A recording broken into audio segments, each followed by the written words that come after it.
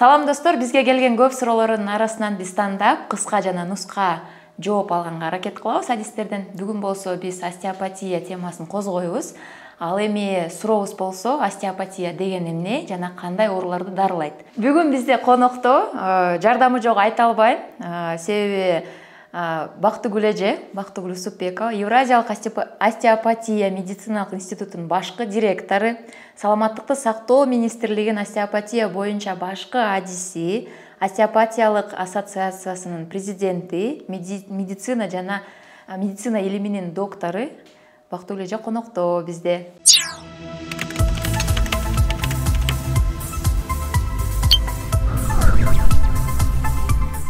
Саламатсызбы, Бактыгүл эже? Саламатсызбы. Негизи ушу алгачкы эле сурообуз, остеопатия деген кандай илим жана кандай ооруларды дарылайт? Эми остеопатия бул кадимки клиникалык медицинанын бир тармагы болуп эсептелет. Биздин бир өзгөчөлүгүбүз, биз эми башка адистерге, медициналык адистерге өзгөчөлөнүп, денени мындай бөлүп карабай, биз текши жалпы карайбыз. Эгерде эми гинекологдор жыныс мүчөнүн тегерегин баарын изилдеп ошол жактагы оорулар менен иштесе, мисалы стоматологдор мына могу тиш, жаак сүйөктөрдүн тегереги менен иштесе, биз болсо жалпы текши, бизге баары бир баш ооруйбу, жамбаш ооруйбу, биздин тизелери, муундары ооруйбу же ички мүчөлөрү ооруйбу, бизге баары бир. Биз баардык мүчөлөр менен иштейбиз. Андан тышкары биздин адистик оорунун жаңы эле тамыры байлай баштагандан баштап ооруй турган киши сезе электе эле биз колубуз менен текшерген убакта преддиагностика, предболезнь деп коебуз, оорунун алдын ала биле алабыз жана ошону оңдой алабыз. Профилактика жүргүзө алабыз, башкача айтканда, андан ары оору өспөсүн үчүн. Андан тышкары, эгерде башка медициналык адистиктер өзүнүн гана региондорун, өзүнүн гана бөлүктөрүн гана иштесе, биз болсо баардык башка медициналык адистер менен бирге чогуу жалпы иштеген адис болуп, медициналык өзгөчө ушундай адистик болуп эсептелет. Мисалы, эгерде тиш жагынан туура эмес, үстүңкү жагы менен алдыңкы жаактын прикус деп коебуз, ошонун кыйшык тиштери өссө, аны да биз жанакы тиш доктор жака жибергендин алдында баш сүйөктөрүн оңдоп, анан айтабыз, биз азыр баш сүйөгүндөгү мына могул төрөлгөн убактабы, жыгылган убактабы болуп кеткен, жылып кеткен нерселердин баарын кайра ордуна калыбына келтирип, анан жиберебиз. Эми баары бошоп жакшы болгондон кийин тиш докторго барсаңыз болот деп. Андан тышкары мына могу азыр айтып калдык, жыныс мүчөлөрү дейли, төрөй албай калган аялдар, же болбосо жаңы эле жанакы ай сайын болгон менструальный циклдын мындай өзгөрүүчү болгон кыздардын жаңы эле келген убакытта, киретеге келгенде жаңы эле эме туура болбой, 3 айда, 2 айда, жарым жылда бир келип, болбосо келгенде абдан оору менен жанакы тез жардамды чакырып укол алмайынча болбогондо балдар болот да.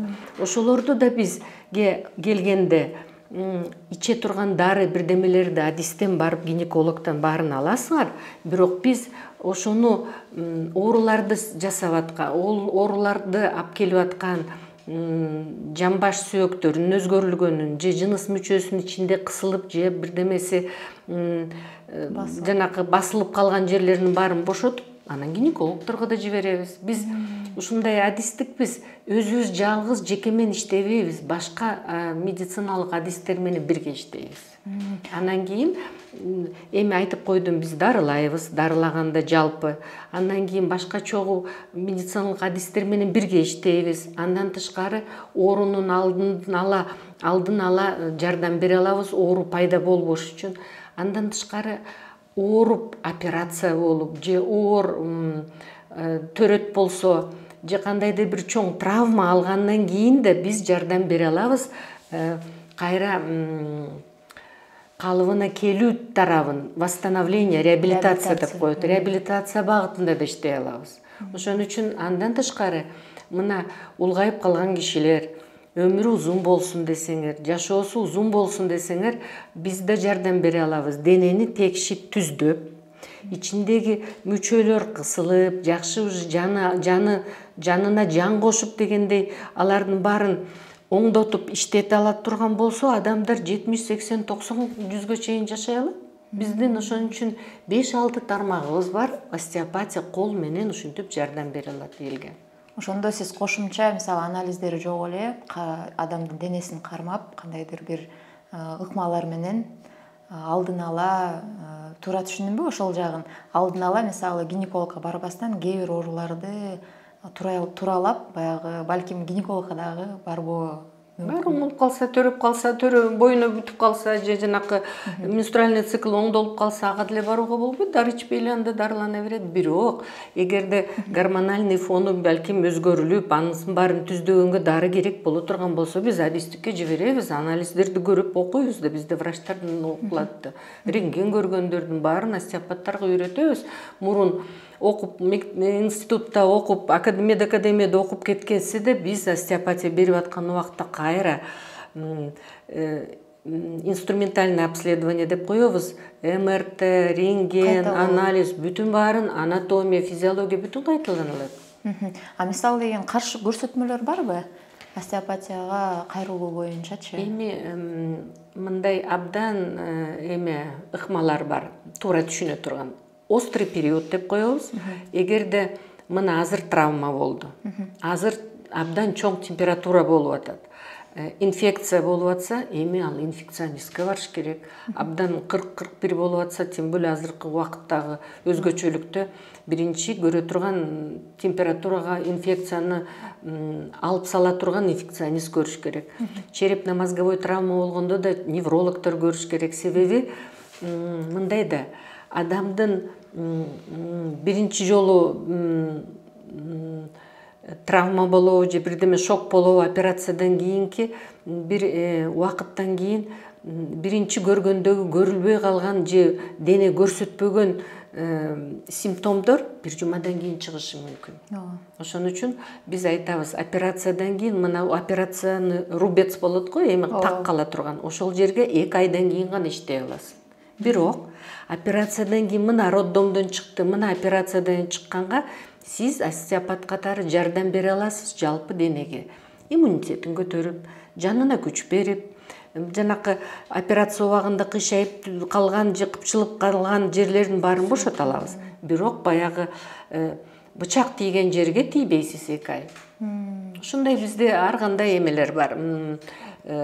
Адам келгенине жараша, ошо ар бир индивидуалдуу дарылоо.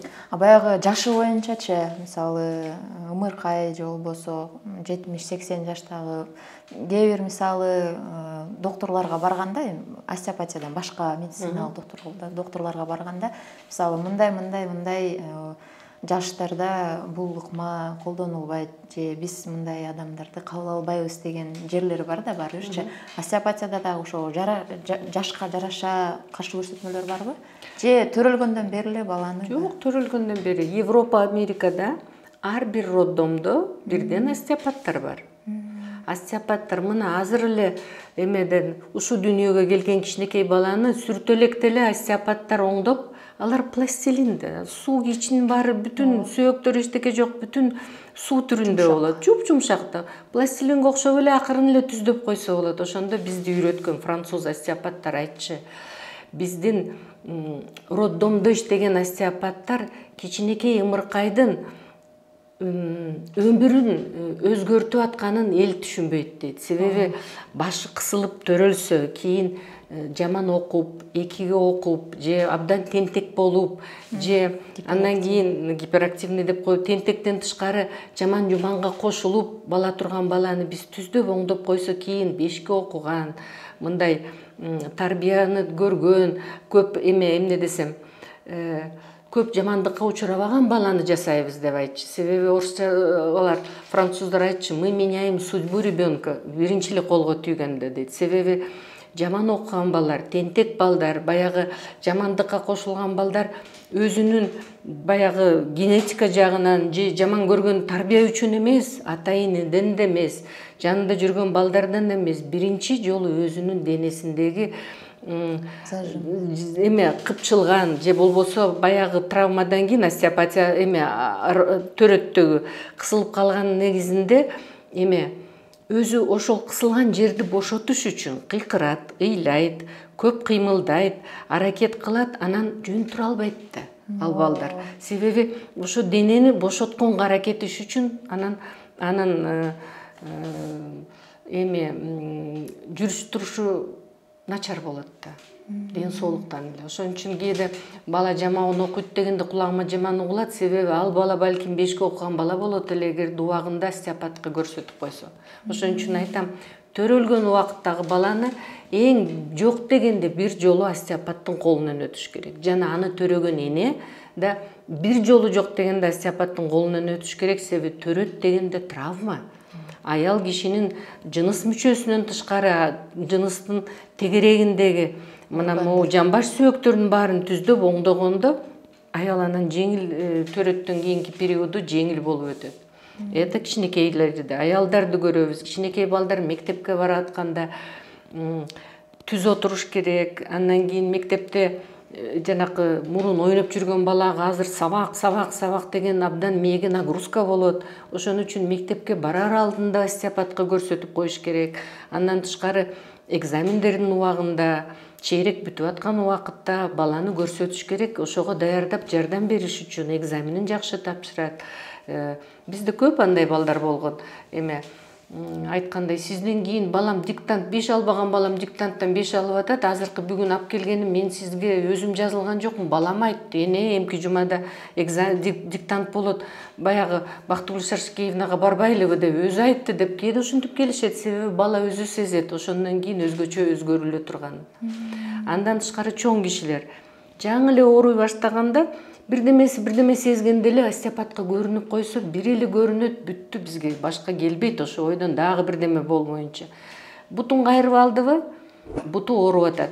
Бир жумадан кийин бели ооруйт, дагы бир жумадан кийин баш ооруйт. Башынын такыр басылбаса неврологко барат, башына дары иче берет. А бизге келгенде биз денени бүтүн тыңшайбыз да айтабыз, ушу айдын ичинде бутуңузду кайырган жок белеңиз десе, сиз кайдан билесиз, көз ачыксызбы дейт. Көз ачык эмес да, бу дене өзү эле айтып атат тыңшаганда.